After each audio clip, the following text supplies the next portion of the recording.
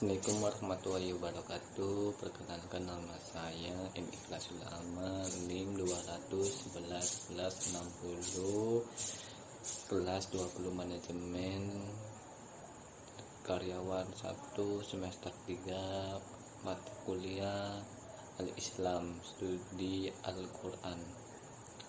Dosen Riza Al-Lokanto SPDI MPDI Universitas Muhammadiyah Cirebon.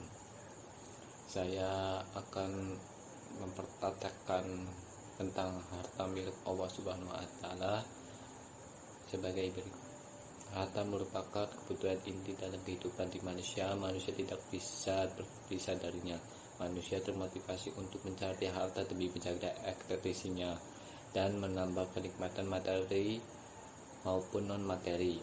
Namun demikian, semua motivasi ini dibatasi dengan 3 syarat, yaitu harta dikumpulkan dengan cara yang halal, 2 digunakan untuk hal-hal yang halal, dan dari hati ini harus dikeluarkan hak Allah dan masyarakat di tempat dia hidup. Pandangan Islam terhadap harta adalah pandangan yang tegas bijaksana, karena Allah menjadikan harta sebagai hak miliknya. Kemudian harta ini memberikan kepada orang yang dihendakinya untuk dibelanjakan oleh Allah. Oleh karena itu, Islam mempunyai pandangan yang pasti tentang harta. Pandangan tersebut dapat diuraikan sebagai berikut. Mengenai kepemilikan mutlak harta atau segala sesuatu yang ada di muka bumi ini adalah milik Allah. Kepemilikan oleh manusia adalah hanya bersifat relatif, sebatasnya untuk menjalankan amanah mengelola dan sesuai dengan ketentuannya. Firman Allah dalam hadis riwayat Al-Toha 20 ayat 6. A'udzubillahi minasyaitonirrajim. Bismillahirrahmanirrahim. Lahum ma fis samawati wa ma fil ard wa ma bainahuma wa ma tahta az-zaro. Yang artinya, kepunyaannya lah semua yang ada di langit, semua yang di bumi, semua yang di antara keduanya, dan semua yang di tanah adalah milik Allah Subhanahu wa Ta'ala. Yang kedua, status harta yang dimiliki manusia adalah sebagai berikut. Yang A, harta merupakan amanah titipan dari Allah. Manusia hanyalah memegang amanah karena memang tidak mampu mewujudkan harta dari yang tidak ada. Dalam bahasa etis, manusia itu tidak mampu menciptakan energi, tetapi yang mampu manusia lakukan adalah mengubah dari suatu bentuk untuk energi. Menciptakan awal dari segala energi adalah Allah, sebagai firman Allah hadis riwayat Al-Maidah ayat 18. Dan kepunyaan Allah lah kerjana antara keduanya, dan kepada Allah lah kembali segala sesuatu. Yang B, harta sebagai perhiasan hidup untuk memungkinkan manusia dapat menikmatinya dengan baik dan tidak berlebihan.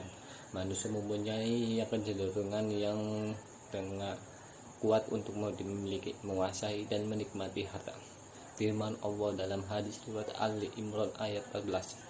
Dijadikanlah indah pada pandangan manusia kecintaan kepada apa-apa yang diinginkan, yaitu wanita dan anak-anak, harta yang banyak, jenis emas, perak, kuda pilihan, binatang-binatang, ternak, dan sawah ladang. Yang C, harta sebagai ujian keimanan. Hal ini terutama menyangkut tentang cara mendapatkan dan mendapatkannya, apakah sesuai dengan ajaran Islam atau tidak.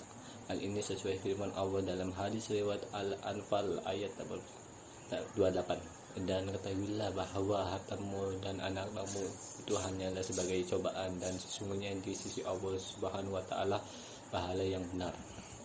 Yang D, harta sebagai bekal ibadah, yakni untuk melaksanakan perintahnya dan melaksanakan muamalah di antara sesama manusia melalui kegiatan zakat, infak, dan sedekah. Hal ini sesuai firman Allah dalam hadis Ali Imran ayat 134, yaitu orang-orang yang memanfaatkannya harta baik di waktu lapang maupun sempit, dan orang-orang yang menahan amarahnya dan memaafkan kesalahan orang. Allah menyakiti orang-orang yang berkebijakan.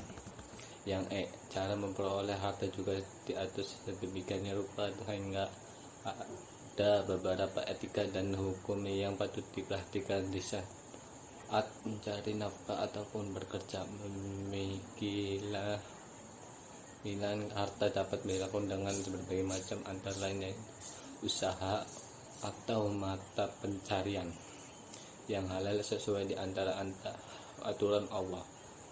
Sebagai firman Allah dalam hadis riwayat Al-Mulk ayat 15, Dialah yang menjadikan bumi ini mudah bagi kamu, maka berjalanlah di segala penjurunya dan makanlah sebagian dari rezekinya, dan hanya padanya lah kamu kembali setelah dibangkitkan.